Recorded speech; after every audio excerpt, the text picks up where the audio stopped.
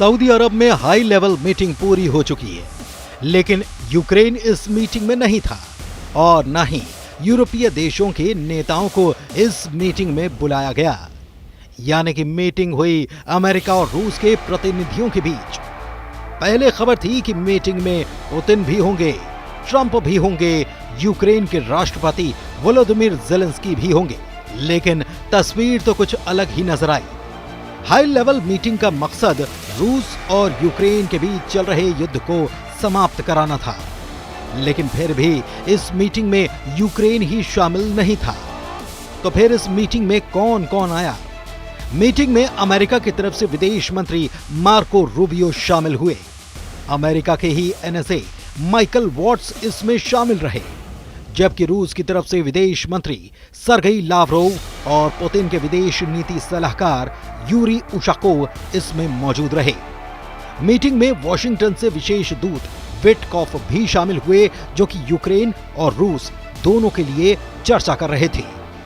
लेकिन सवाल ये कि यूक्रेन ही इस बैठक में शामिल क्यों नहीं है? क्या यूक्रेन की तरफ से बैठक के लिए किसी को भेजा ही नहीं गया? तो जवाब है नहीं, यूक्रेन को दरअसल बैठक में बुलाया ही नहीं गया।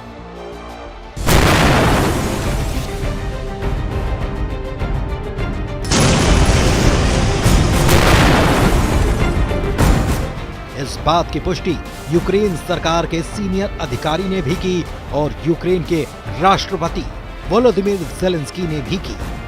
हैरानी की बात यह है कि मीटिंग में यूक्रेन शामिल होगा, ये बात अमेरिका के विशेष दूत कीथ केलॉग ने पहले से कही थी, लेकिन फिर भी यूक्रेन बैठक में नहीं था। यानी कि यूक्रेन को बैठक के लिए बुलाया ही नहीं गया और न ही यूरोपीय देश के नेताओं को बातचीत के लिए आमंत्रित किया गया। सोमवार को रूस के राष्ट्रपति कार्यालय क्रेमलिन के प्रवक्ता दिमित्री पेस्कोव ने दोनों देशों के नेताओं के बीच सऊदी अरब में होने वाली मीटिंग की पुष्टि कर दी थी। लेकिन दूसरी तरफ फ्रांस में भी अचानक से एक मीटिंग बुला दी गई।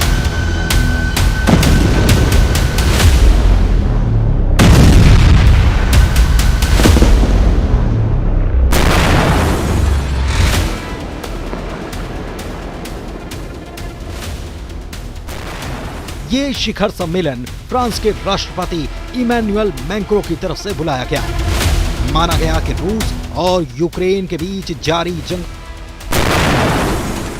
को रोकने को लेकर सऊदी में मंगलवार को होने वाली मीटिंग में यूक्रेन और यूरोपीय देश के नेताओं को ही बाहर रखने की आशंका के चलते ये सम्मेलन फ्रांस में बुलाया गया। इसमें यूरोपीय देश के नेता भी शामिल हुए थे।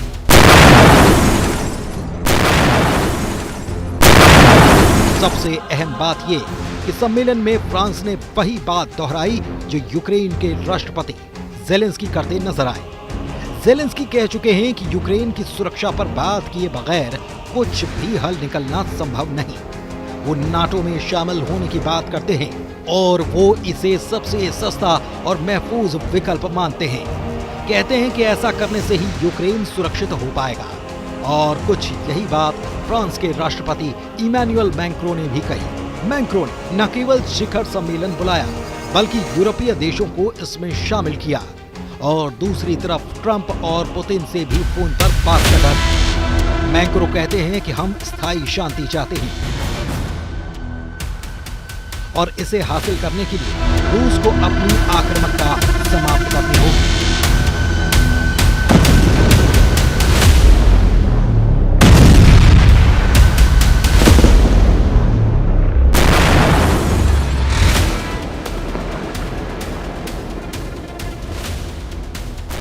इसके साथ ही यूक्रेन के लिए विश्वसनीय सुरक्षा गारंटी सुनिश्चित करनी होगी। वक्त सीज़फायर मिन्स्क समझौते की तरह नाकाम हो सकता है। ये सारी बात फ्रांस के राष्ट्रपति ने सोशल मीडिया साइट एक्स पर भी लिखी। दूसरी तरफ ब्रिटेन के पीएम की तरफ से भी चौंकाने वाला बयान आ गया है। मैक्रों की मीटिंग बुलाने के पहले ब्रिटेन के पीएम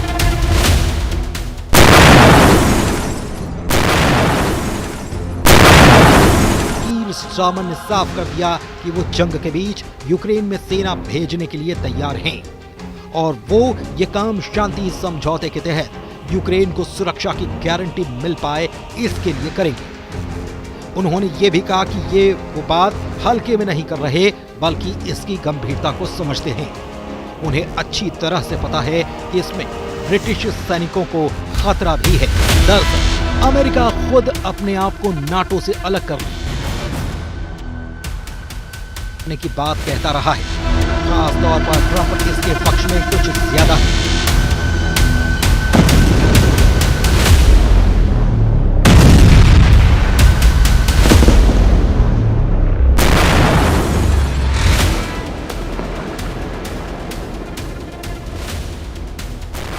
हो सकता है कि ट्रंप नाटो से बाहर ना भी जाएं, लेकिन वो बार बार ये बयान देकर नाटो की अमेरिका पर निर्भरता को शायद कम करना चाहते हैं। इसीलिए उन्होंने ये भी कहा था कि अब यूक्रेन की सुरक्षा के लिए यूरोपियन देशों को आगे आना चाहिए, ताकि अमेरिका दुनिया में दूसरी तरफ चल रही समस्याओं पर अपना फोकस कर पाए। अब इस मीटिंग में हुआ क्या है,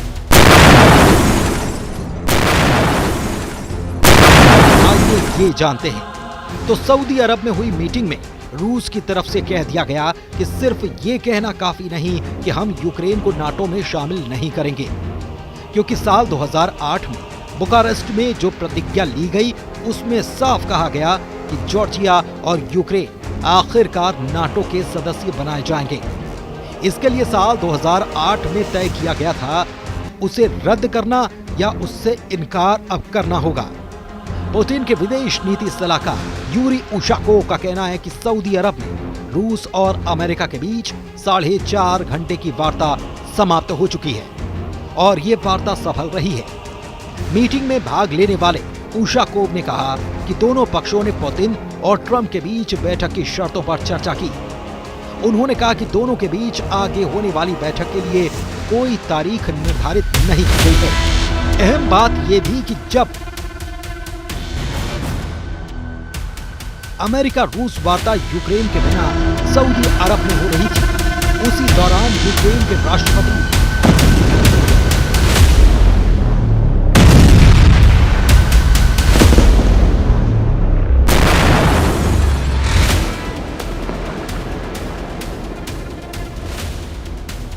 ज़ेलेंस्की एर्दोगान के साथ बैठक के लिए तुर्की के अंकारा पहुंचे थे और यहां भी ये दोहराया गया कि यूक्रेन शांति के लिए तैयार है और बैठक भी करने को राजी है, लेकिन ये सब उसकी सुरक्षा की गारंटी को पहले मद्देनजर रखकर किया जाए तब। ज़ेलेंस्की का ये भी कहना है कि हम उम्मीद करते हैं कि ये सुरक्षा गारंटी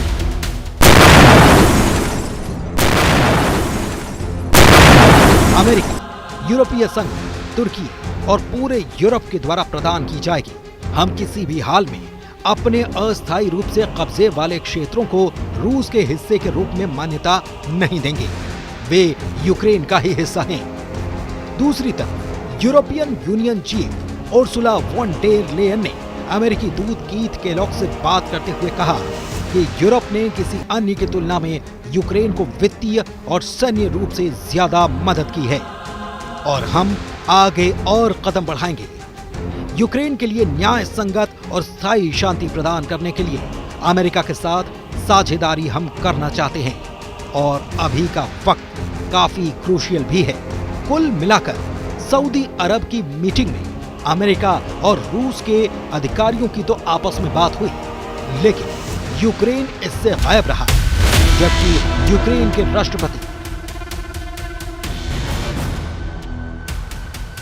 वोलोदिमीर ज़ेलेंस्की नाटो और यूरोपियन देशों को साथ में जुटे हुए हैं।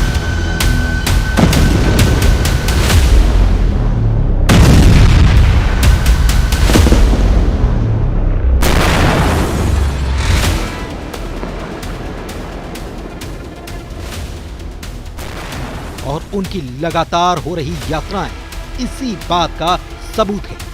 ऐसे में ट्रंप क्या नाटो को साधने की कोशिश करेंगे या फिर उनके सामने एक नई आफत आन खड़ी हुई है, इस पर नजर बनी हुई है।